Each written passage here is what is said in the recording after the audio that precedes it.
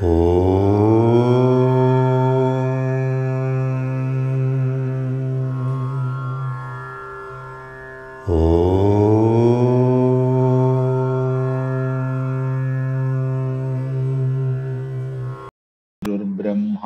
Gurur Vishnu Gurur Devo Maheshwaraha Guru Sakshat Param Brahma Tasmai Shri Gurave Namaha.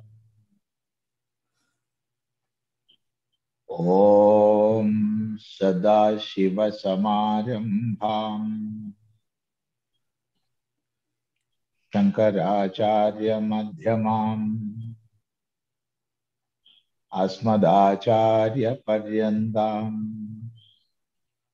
Vande Guru Paramparam. Oh.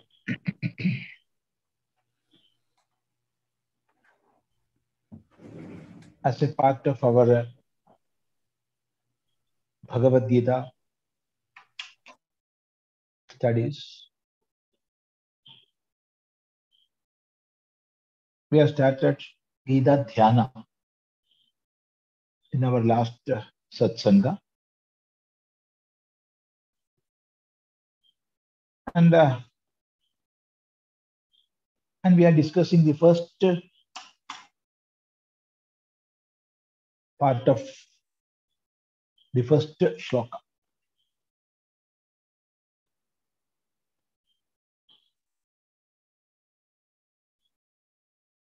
The first shloka is pārthāya pratibōdhitāṁ bhagavatā nārāyaṇēna svayaṁ vyāsēna grathitāṁ purāṇamuninā madhyē mahābhāratam advaitāmr tavarṣiṇīṁ bhagavatīmaṣṭādaśādhyāyinīṁ amba tvāmanusandadhāmi bhagavadgītē bhavadvēṣiṇīm. This is the first shloka. So here we are taking an oath. We are swearing that we will follow Bhagavad Gita. Amba tvāmanusandadhāmi. This is the oath.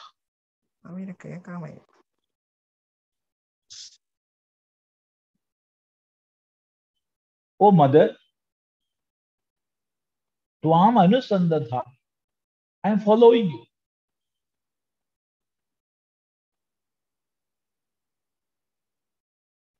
And which Bhagavad Gita I am following?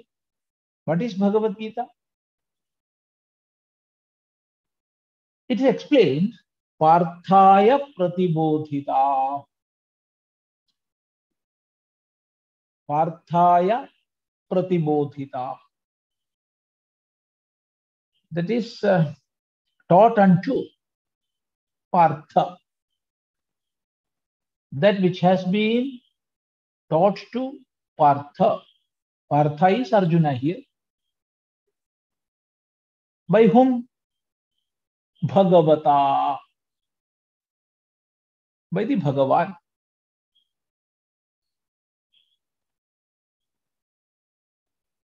We have seen different meanings of the term Bhagavan.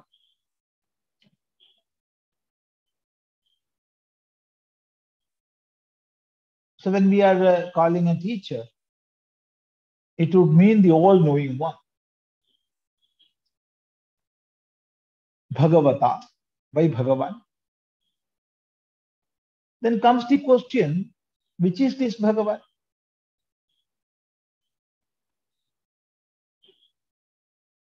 By whom Arjuna was taught? Then it is said, nārāyaṇēna, bhagavatā nārāyaṇēna, by Bhagavan Narayana.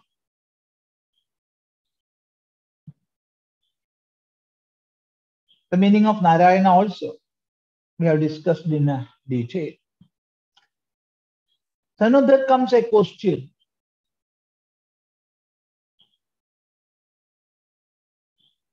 If somebody else is coming and saying,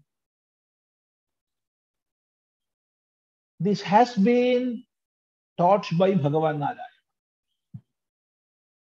That is, somebody is coming and reporting.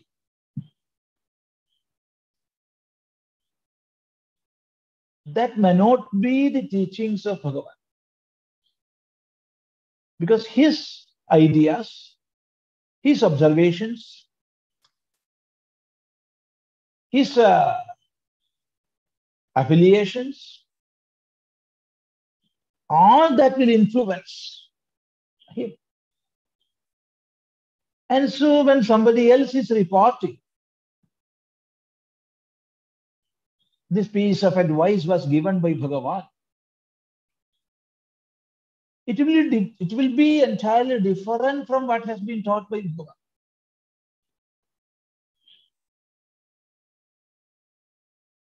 So a question comes, whether this was taught directly by Bhagavan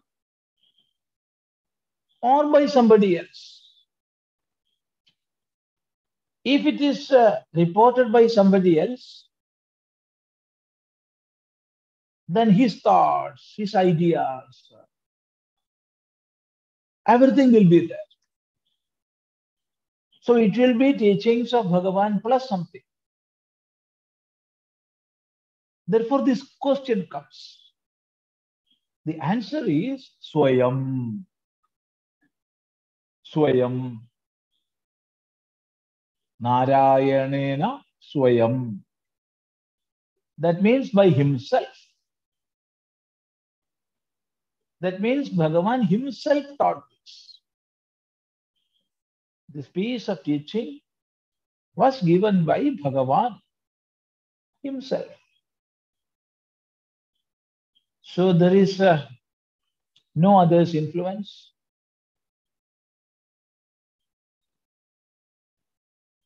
This is the teaching of Bhagavan.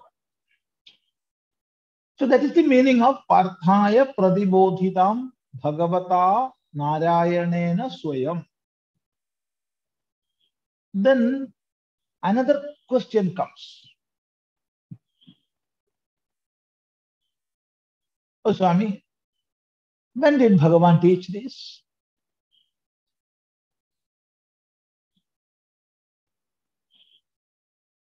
Was it sometimes when Bhagavan and Arjuna sat together in some solitary place, most conducive for such a philosophical exposition? No. It was given in the battlefield. It was given in the midst of the battle.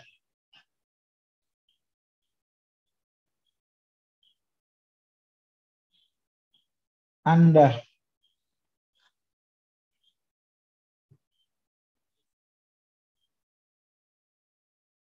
when both the armies,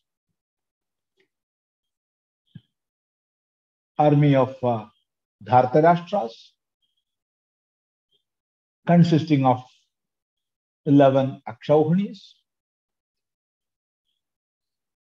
and army of Pandavas, consisting of 7 Akshauhinis, were arrayed.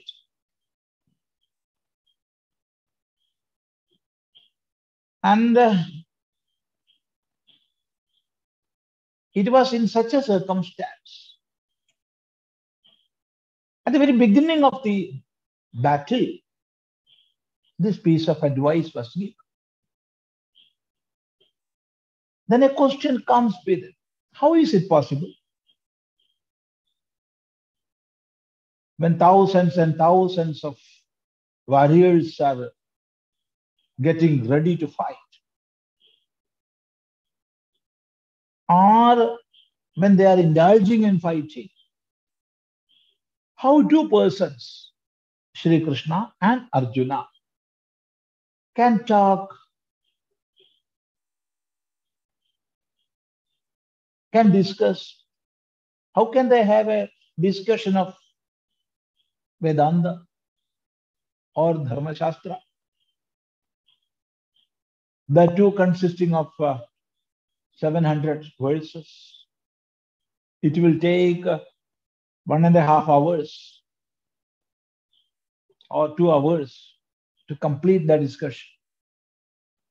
Are you saying all the warriors or the soldiers will wait for them to conclude? What nonsense! How is it possible? This is the question. So the answer is, each and every words in this Bhagavad Gita was not spoken by Bhagavan.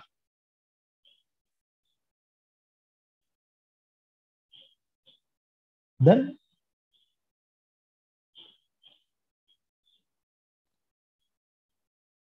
the gist of Bhagavad Gita, it was imparted by Bhagavan to Arjuna. All the teachings which we are getting from the 2nd chapter up to the 18th chapter were taught by Bhagavan. There is no doubt in that.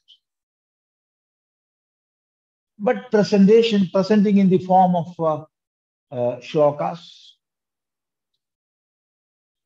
and dividing into chapters, all these were not the works of Bhagavan. Bhagavan gave the teaching and Arjuna heard. That's all.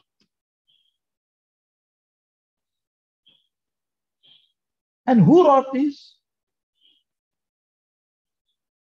Who has given the structure? The reply is vyāsēna grathitāṁ.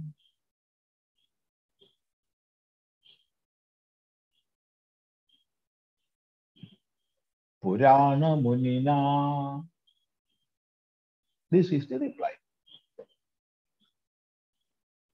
vyāsēna grathitāṁ.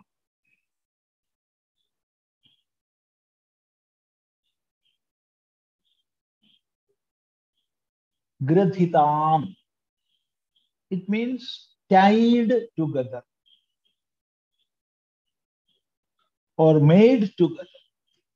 When we make something together, that is called grathanam. When we are taking many pieces of paper and with the help of glue, we are making them together and make a book, then it is grathanam.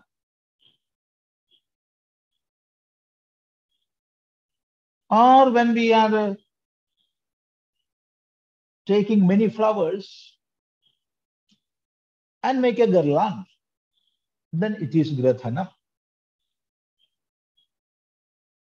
That is making together, tying together. So the advice, the teachings given by Bhagavan was tied together in the book form by vyāsēna, by Vyasa. So Vyasa did this. It is the work of Vyasa. Vyasa is not the name. Vyasa is one who is editing. Vyasa is Vyasa. One who has edited is Vyasa. He is famous by the name Vedavyasa. Vivyasa Vedan iti Vyasa. One who has edited Veda is Vedavyasa. And He lived in Ireland. So he is Dvaipayana. Dvipa is island. Dvaipayana is one who is coming from an island. So he is Dvaipayana. And what was his name? His name was Krishna. Krishna. Krishna Dvaipayana Vyasa. So Krishna taught this to Arjuna, and Krishna wrote it as a book. The first is Sri Krishna and the second Krishna Dvaipayana. Both are Krishnas. Vyāsēna grathitāṁ. There also comes another doubt or a question.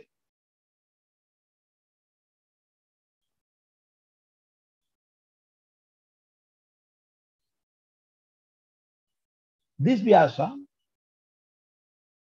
will have his own views and ideas. And of course, that will influence, or such ideas and his own visions will come in between the teachings of Bhagavan. Not in the form of some interpolations, but that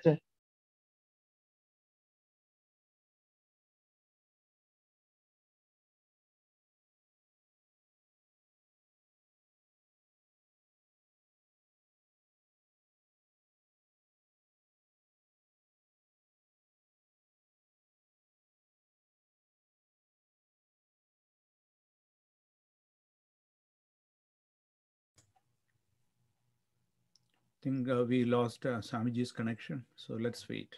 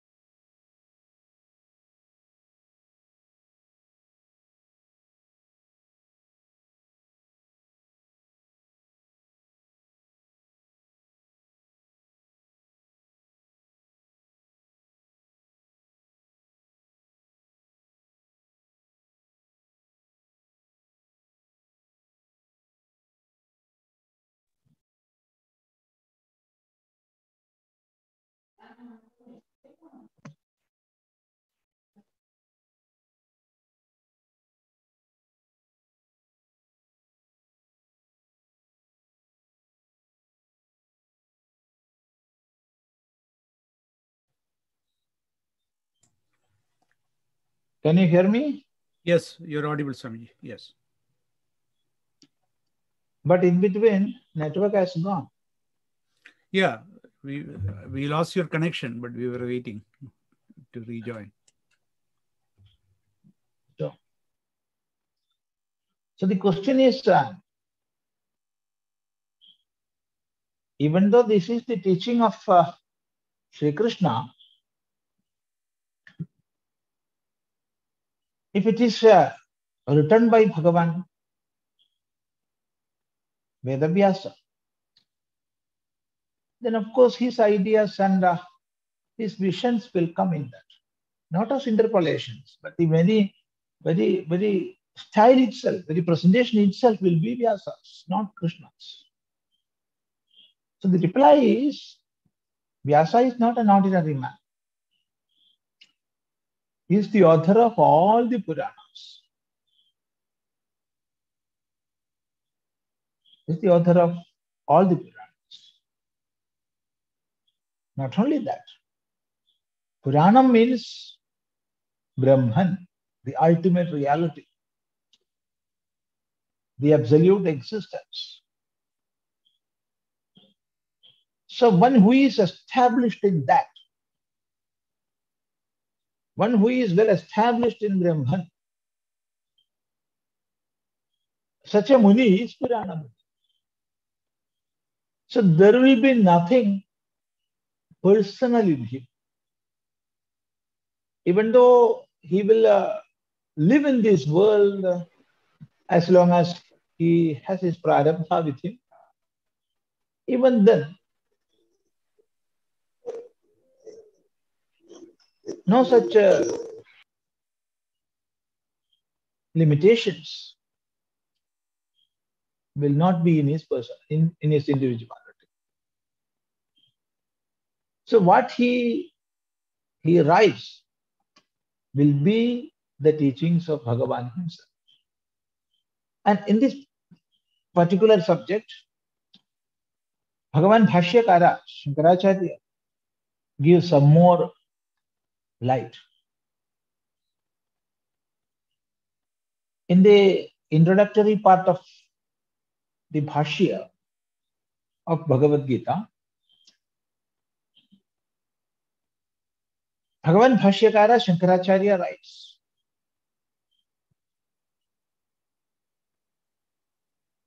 Tam dharmam bhagavata yathopadishtam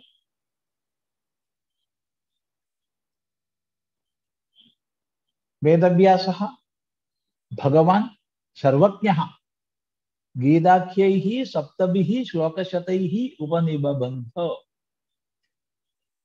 That means the teachings of Bhagavan was arranged in 700 verses and written by Bhagavan Vedavyasa, the all-knowing one, Sarvajnaha, Bhagavan Vedavyasa. So he is the all-knowing one. And therefore, nothing is to be added or deducted from the teaching of Bhagavan. And another aspect is, he himself is Bhagavan. Bhagavan Vedavyasa. So there is nothing to be added or deducted. So the piece of teaching Bhagavan gave unto Arjuna is the same that was written by Bhagavan Vedavyasa. And that we are studying as Bhagavad Gita. So we can come back to our Gita Dhyanam. vyāsēna grathitāṁ purāṇamuninā madhyē mahābhāratam. In the midst of Mahabharata. In two ways we can explain that. One, in the middle of Mahabharata battle, or in the middle part of Mahabharata text. This Bhagavad Gita comes in the 6th parva of Mahabharata. 6th parva is the Bhishma parva. And within that, this Bhagavad Gita comes. So, madhyē mahābhāratam.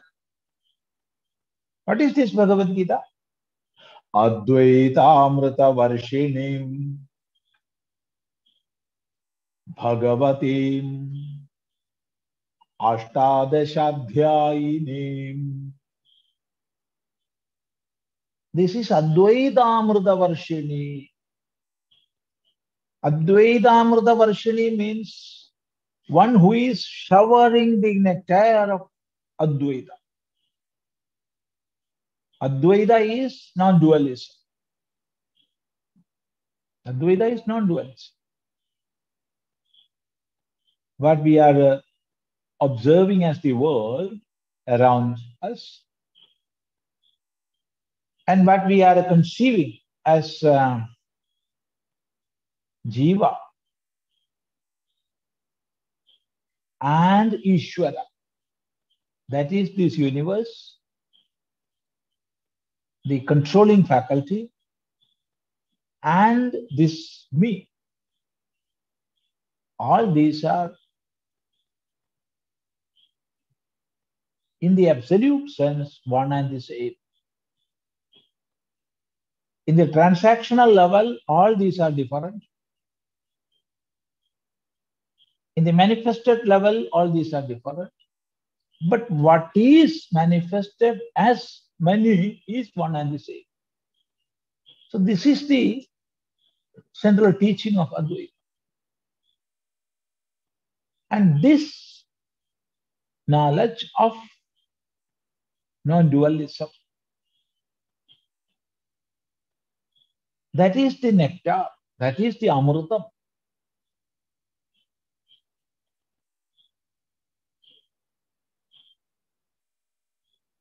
How it is amrutam? See, we have that as long as we are identifying ourselves with the body. Because this body has a birth and invariably it will have a death.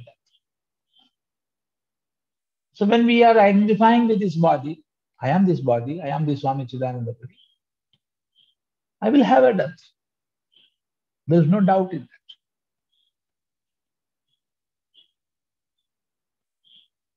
But when that knowledge is firmly established within,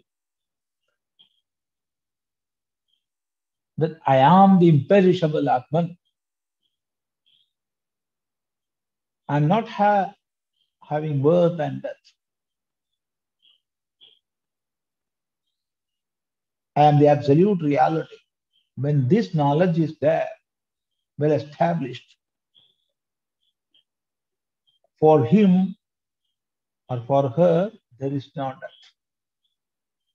So this knowledge is amrutam, that which is taking us above the realm of death. And amrutam is immortality is being showered just as rain. So this Bhagavad Gita is showering the amrutam of immortality of Advaita, non-dualism. That is the greatness of Bhagavad Gita.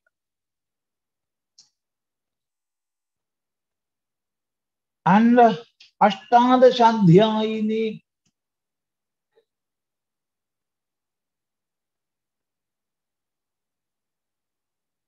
it is divided into 18 chapters.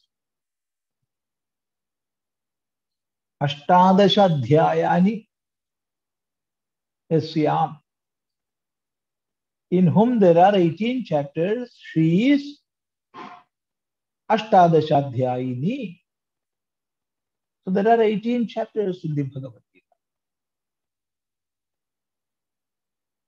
Just like there are 18 parvas in the Mahābhārata, there are 18 chapters in Bhagavad Gita, beginning from Arjuna Vishada Yoga and ending with Moksha Sannyasa Yoga.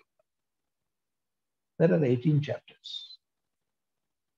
So I am following this Bhagavad Gita, which has been taught by Bhagavan to Arjuna, and which has been written by Bhagavan Vedavyasa and added in the Mahābhārata text, and which is showering the nectar of immortality. And that immortality is nothing but the knowledge of or the realization of non-dualism. And that having 18 chapters within, such Bhagavad Gita I am following. O mother, amba, tvāmanusandadhāmi, I am following you. So following an individual is something physical. But when we are following Bhagavad Gita, how it is? How is it possible? That is, I am studying, or I will study, I will try my best to study, learn. Daily I will learn. And the teachings I will follow in my life. That is following the Bhagavad Gita. So, studying daily and trying to follow in our life, in our practical life. That is this follow. tvāmanusandadhāmi. Bhagavadgītē, O Bhagavad Gita. Bhavadvēṣiṇīm. Bhavadvēṣiṇī, that is another name given to Bhagavad Gita. Bhavadvēṣiṇī. What is bhavam?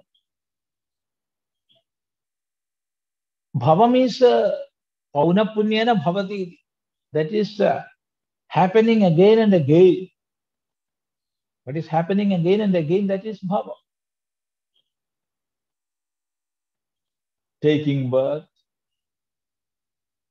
then dying, again taking birth, then dying. This cycle of transmigration, that is bhava. So one who is opposing this,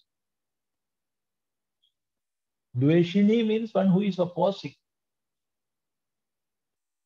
So one who is opposing this transmigratory cycle, she is bhavadvēṣiṇī.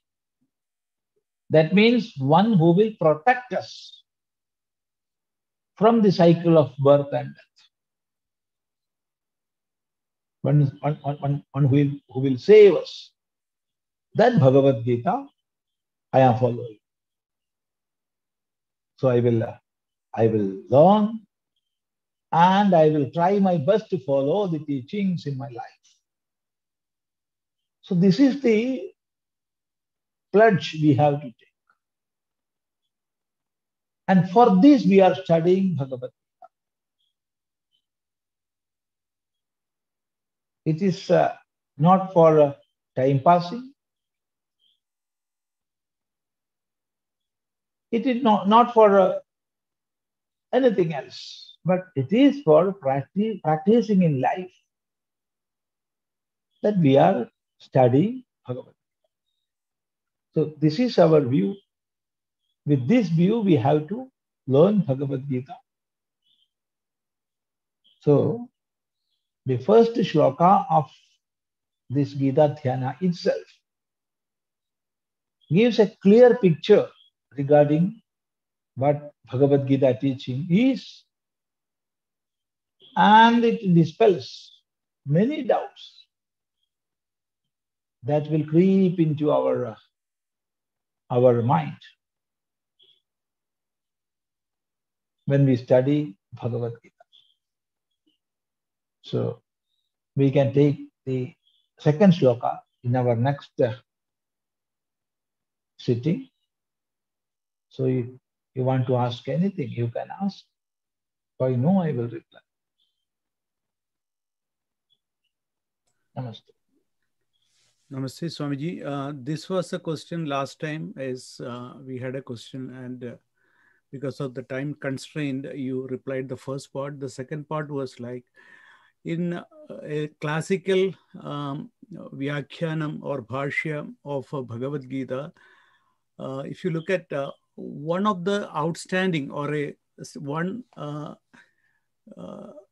thing is standing out, like the Kashmir, the Shaivis Abhinava Gupta, who is a very much scholar in Tantra and other text and Natya Shastram, he has extensively cited and written about Bhagavad Gita. Is it something, the rest of the classical works belongs to the like the Vaishnava trade, and how do you think? Can you shed some light on this? See, Abhinavagupta, actually, he wrote a commentary on Bhagavad Gita, and it is still available now. And it's a good commentary, of course. We can see Bhagavan Bhashyakara, Shankaracharya, wrote an exhaustive commentary on, that is Bhashya on Bhagavad Gita. And he did another great work. That is, along with writing a Bhashya on Bhagavad Gita, he established the concept of prasthanatraya. Before Shankaracharya, such a concept was not there. Prasthanatraya. That is three prasthanas together. What are these three prasthanas? Shruti prasthana, Smriti prasthana, and Nyaya prasthana. Upanishad is the Shruti prasthana, Bhagavad Gita is the Smriti prasthana, and Brahma Sutra is the Nyaya prasthana. And the meaning of prasthana is that on which something is firmly established. Let me repeat once more. That on which something is firmly established is a prasthana. Or another meaning is that which will make you established in something else. That also is prasthana. So by prasthanatraya, what Shankaracharya did is, these are the texts on which the philosophical or the darshanik base of Sanatana Dharma is resting. He established that.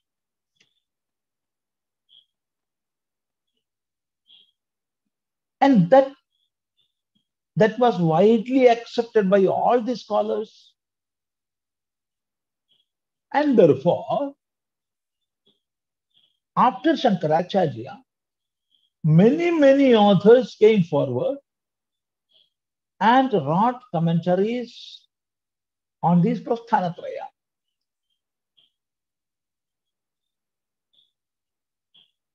For and against Shankaracharya. So, in support of the views and opinions of Shankaracharya and against Shankaracharya, against the visions of Shankaracharya. A liberty is there. And subsequently, what happened? It was considered amongst all the scholars to establish one's own darshana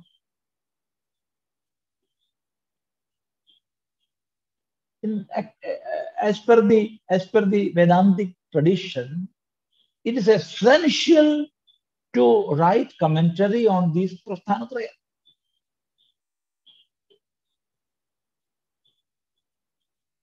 So we can see acharyas who negated Advaita wrote commentaries on prasthanatraya, like Madhvacharya and like Ramanujacharya, like Nimbarkacharya, like Vallabhacharya, so many acharyas.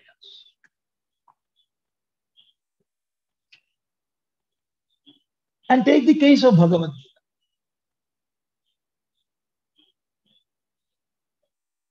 After Shankaracharya wrote this Bhashya on Bhagavad Gita,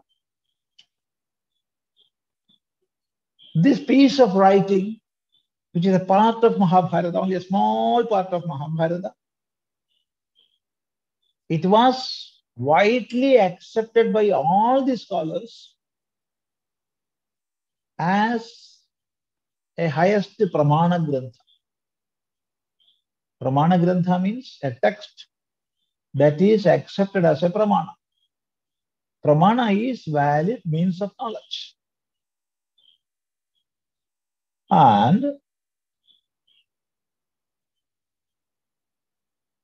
many acharyas from Shaiva philosophy, many acharyas from Shaktaya philosophy, many acharyas from many who were following many different views and missions, they started writing commentaries on Bhagavad Gita.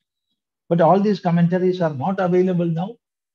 But many has written commentaries. And Abhinavaguptacharya was a great scholar. And see, Kashmiri Shaivism,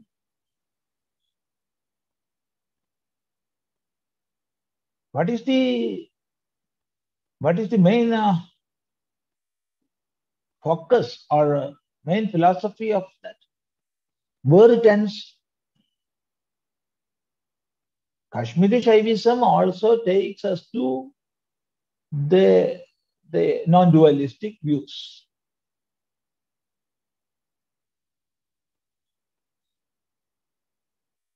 And so, Abhinavaguptacharya wrote commentary on Bhagavad Gita. Like that, many acharyas wrote commentary on Bhagavad Gita, many bhashyams and many. And even before Shankaracharya, there were many commentaries on Bhagavad Gita. It was written by Bhagavan Bhashyakara Shankaracharya himself in the introductory part of Bhagavad Gita Bhashya, that before me, many scholars have written commentaries, but there are many portions which are contradictory to the teachings of Bhagavad Gita, and many acharyas who wrote commentaries took Gita in a worldly sense, in a mundane sense. And therefore, it is essential to write a new commentary which will show the real meaning, real purport of Bhagavad Gita, and therefore I am writing this bhashya. So even before Shankaracharya, there were commentaries, many. And Abhinavaguptacharya's commentary is a very good one. Not a big one, a small one. It is more like a tika. It is more like a tika. Namaste. Namaste, Swamiji. Apologies. One more question about the commentary. Apologies for that. So one of the later, after the classical era, one of the later commentaries especially in the Bhasha Vyakhyams like Jnaneshwari by Sant Jnaneshwar, there was a question like, could you please mention a little about the Jnaneshwari and Sant Jnaneshwar in Marathi? See, such was the influence of Bhagavad Gita, especially after the Shankara Bhashya came, that all scholars who were following different darshanas,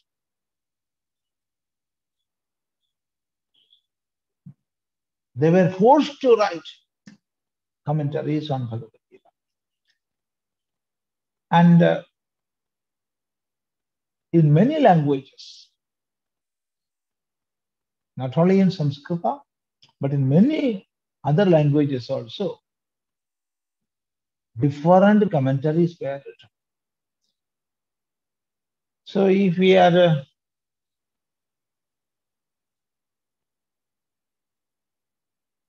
viewing important commentaries on Bhagavad Gita, many are in Sanskrit, like that written by Ramanujacharya. It's a great commentary. He is not accepting Advaita. He's against Advaita philosophy, but even then it is very beautiful commentary. Very beautiful. Not only is it beautiful, it is a very good exhaustive commentary.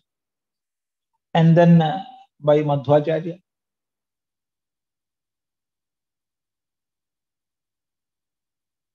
Then in the Shankara tradition,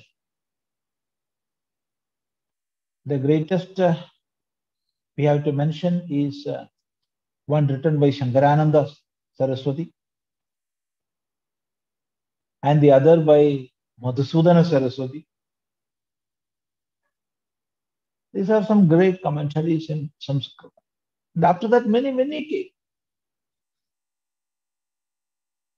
And the Tika of Anandagiri. Then one commentary written by Sridhara Swami. Then Abhinavaguptas. Then there is a great Tika on Shankara Bhashya written by one Dhanapala Acharya. That is Bhashyotkarsha Deepika. So, such commentaries happen. And in regional languages also, so many came. Among them, the first to mention, no doubt in that, first to mention is that written by the greatest sage, Santa Jnaneshwar.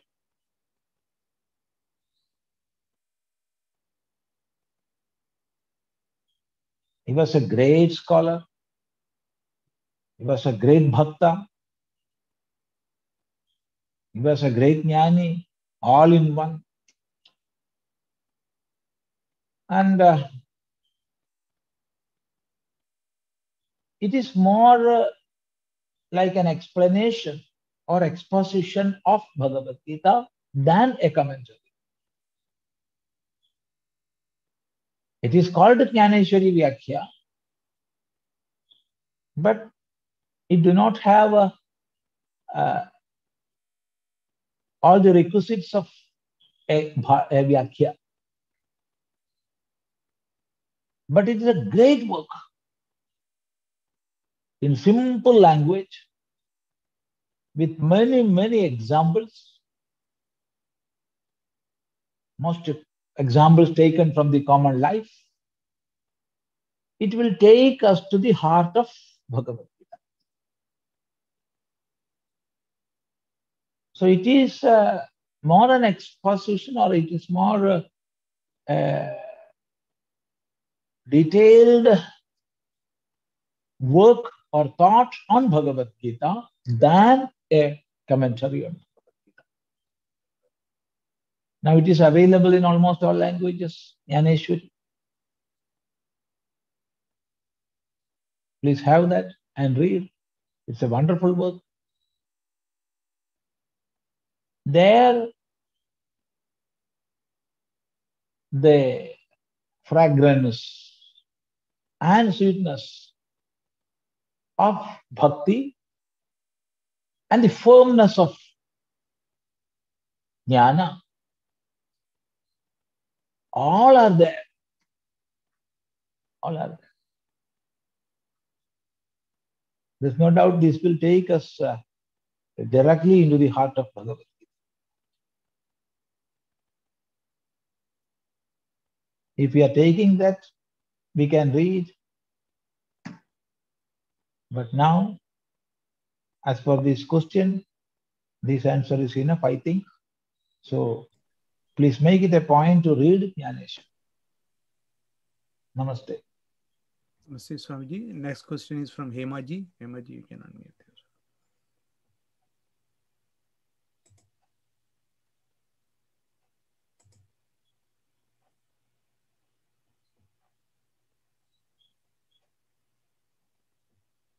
You're still on mute. You're still on mute.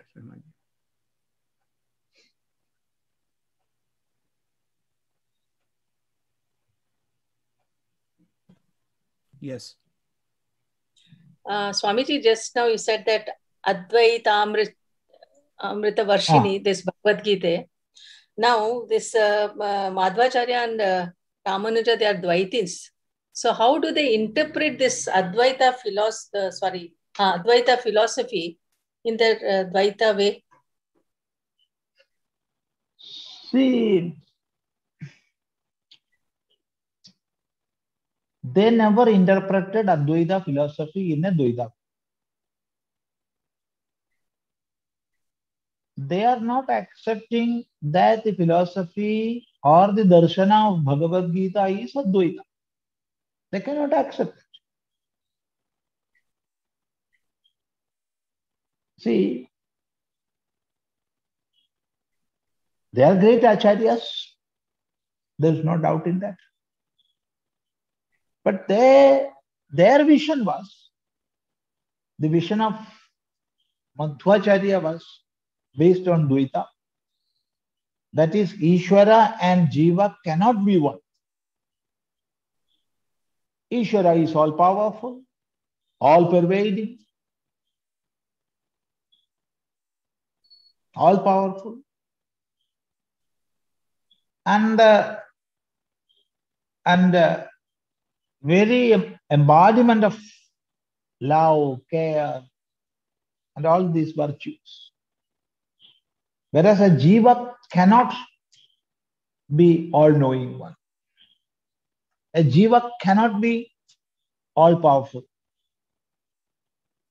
So by worshipping Ishvara, a Jiva can have purity of mind. And in that pure mind, the blessings of Ishvara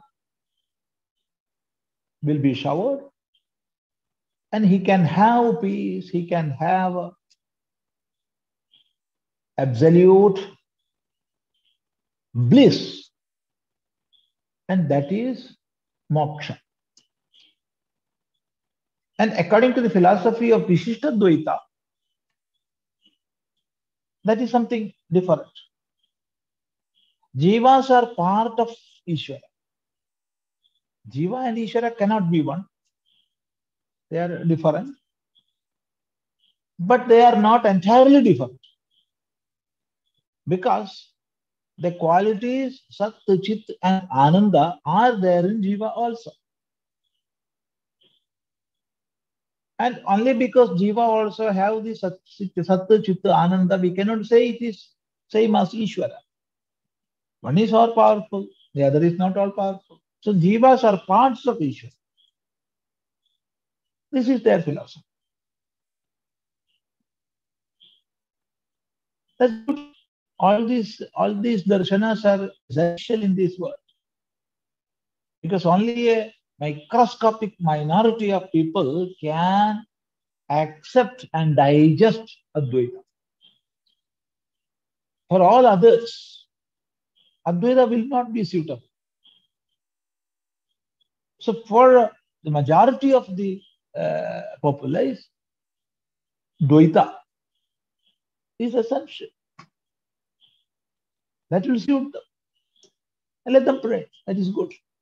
So neither Ramanujacharya nor Madhvacharya explained Advaita in a Dvaita way.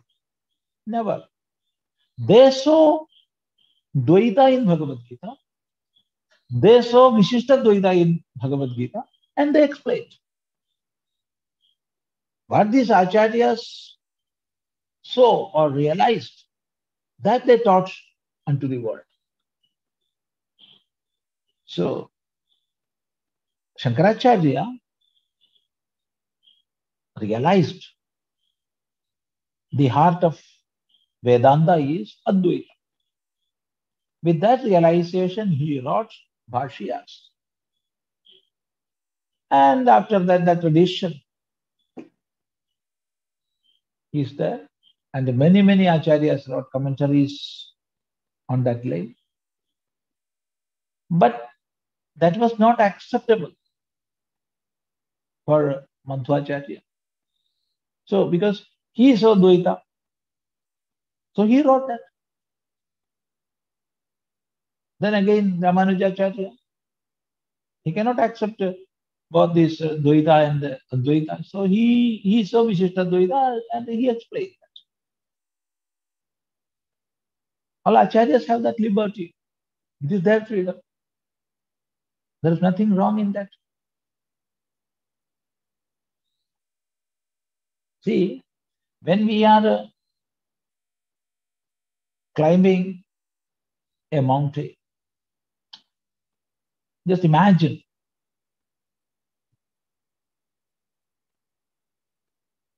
you have ascended 100 meters and you are seeing places around you and you are writing down what you are seeing, or you are taking a picture in your camera. And again you are ascending, and at the height of 200 meters, you are doing the same thing. Again, at 300 meters, you are doing the same thing. Thus and thus you are climbing up. And finally, you are reaching at the pinnacle. Then you are getting the whole vision around.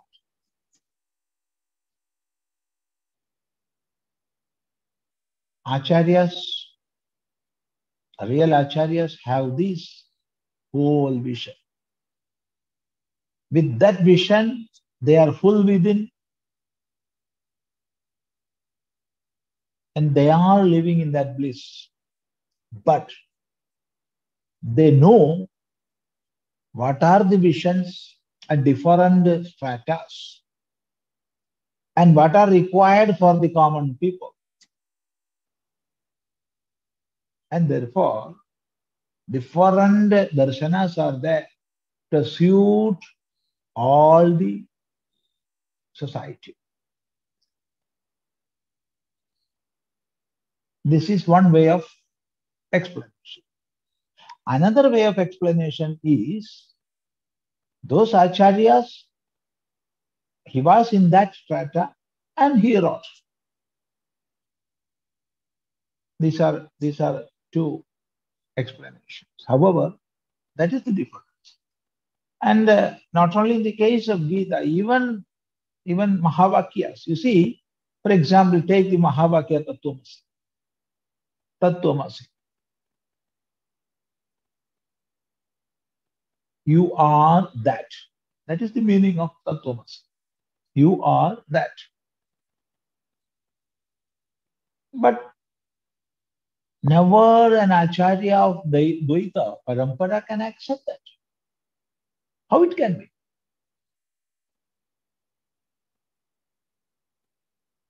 You cannot say you are Ishvara. Ishvara is something different and you are different. How both can be one? So they will say Tattvamasi means Tavattvamasi. Tavattvamasi, not Tattvamasi. You are his. He is the master, he is the supreme, and you are his. Not that you are he. So that difference is there. So let me repeat once more. Never did Madhvacharya or Ramanujacharya explain the Advaita in the Dvaita way. They show their philosophy, their darshana in Bhagavad Gita. And of course, in Bhagavad Gita, a Dvaiti can view Dvaita, a Vishishta Dvaiti can view Vishishta Dvaita, and Advaiti can view Advaita. And one who is not at all concerned about this, one who is for doing battle, he can get that teaching. And one who is thinking only of dharma, he can take that teaching from that. Bhagavad Gita is a treasure having all these teachings. How you are viewing, so you can take. This is the answer. Namaste. I think now we can conclude and we can continue in our next. Om Sarve Bhavantu Sukhinah Sarve Santu Niramayah Sarve Bhadrani Pashyantu Ma Kaschid Dukkha Bhag Bhavet. Om Shanti Shanti Shanti.